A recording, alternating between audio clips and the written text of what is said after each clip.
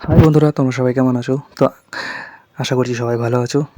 তো আজকে আমাদের বাড়ি পুকুরে মাছ ধরছিলাম, তো পেয়ে গেছি কিছু বাটাই মাছ। সেই বাটাই মাছেরই আজকে রান্না হবে। তো প্রথমে আমরা একদিকে দিয়ে দিয়েছি সরষের তেল কড়াইয়ে, সেটা গরম হতে করতে উল্টো দিকে আমরা বাটাই মাছের যে পিসগুলো ছিল সেই বাটাই মাছগুলোকে নিয়ে আমরা নুন হলুদ মাখিয়ে রেখে দিচ্ছি। মাছগুলোকে প্রথমে আমরা ভেজে নেব। তো যখনই আমাদের মাখানো হয়ে গেছে, অর্থাৎ সাথে সাথে আমাদের তেলও গরম হয়ে গেছে, তো আমরা মাছগুলোকে ভাজার জন্য দিয়ে দিচ্ছি। তো মাছগুলোকে আমরা একদম ভালোভাবে ভেজে নেব, কড়কড়ে করে, মচমচে করে। তো দেখতেই পাচ্ছি আমাদের মাছ ভাজা হয়ে এসছে। তো মাছ ভাজাগুলোকে আমরা তুলে নিচ্ছি। তো মাছ ভাজাগুলো তুলে নেওয়ার পর বাকি কাজটা এবারে শুরু করব।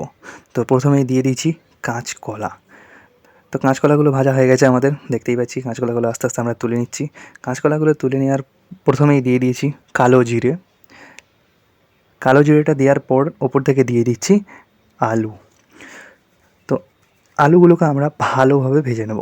তো আলুগুলোকে ভেজে নিচ্ছি। ভাজতে ভাজতে অবশ্যই আপনারা আমাদের বাড়ির ফেসবুক পেজ এবং আমাদের বাড়ির ইউটিউব চ্যানেলটিকে ফলো বা সাবস্ক্রাইব করে রাখুন, সাথে লাইক করে রাখুন। তো আমরা আলু ভাজার সময় দিয়ে দিচ্ছি হালকা পরিমাণ হলুদ গুঁড়ো। তো আলুগুলিকে আমরা ভালোভাবে ভেজে নিচ্ছি। তো আমাদের আলু ভাজা হয়েই এসেছে, দেখতেই পাচ্ছি। তো এবারে ওপর থেকে দিয়ে দিচ্ছি আদা রসুন বাটা।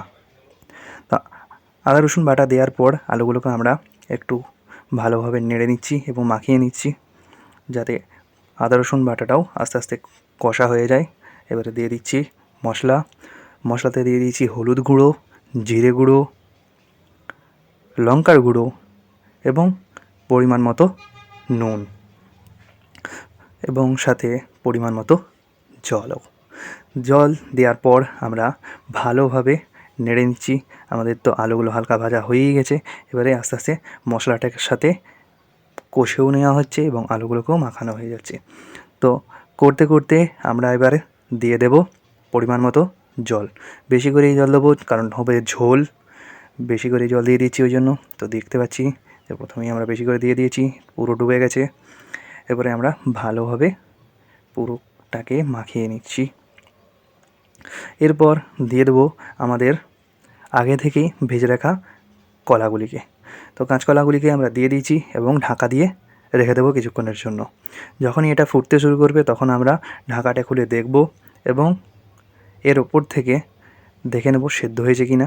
যখনই দেখব এটা পুরোটা সেদ্ধ হয়ে এসেছে, তখন আমরা যে বাটাই মাছের পিসগুলো রয়েছিল সেই বাটাই মাছের পিসগুলোকে আস্তে আস্তে দিয়ে দেবো। এবং বাটাই মাছের পিসগুলো দেওয়ার পর ভালোভাবে নেড়ে এগুলোকে বসিয়ে আবারও ঢাকনা দিয়ে রেখে দেবো কিছুক্ষণের জন্য। যখন আবার দেখবেন যে হ্যাঁ পুরোটাই হয়ে এসেছে, তখন হালকা করে নেড়ে দেখে নেবেন। যদি মনে হয় হয়ে গেছে তো ভালো, নাহলে আবার কিছুক্ষণের জন্য ঢাকা দিয়ে রেখে দেবেন। তো আমাদের রান্না কমপ্লিট হয়ে গেছে। তো আমরা নামিয়েও নিয়েছি, এবারে শুধু বাকি খাওয়া।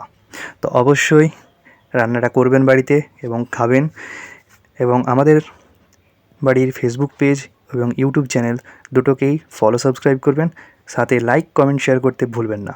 ধন্যবাদ।